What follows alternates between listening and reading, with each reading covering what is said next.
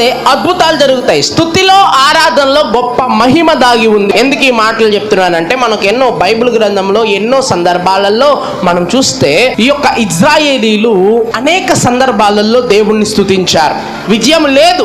దేవుణ్ణి ఎప్పుడైతే స్తుతించడం ప్రారంభించారో అప్పుడు వారి ఎదురుగా ఉన్న ప్రతి సమస్య వారికి దారిని తెరిచింది. అయితే ఈ రోజు మనం తెలుసుకోవాలి, ఇశ్రాయేలీలు యెహోషువతో నడుస్తూ ఉన్నారు, యోర్దాను దాటినారు. అక్కడ ఒక సమస్య వారికి ఎదురైంది.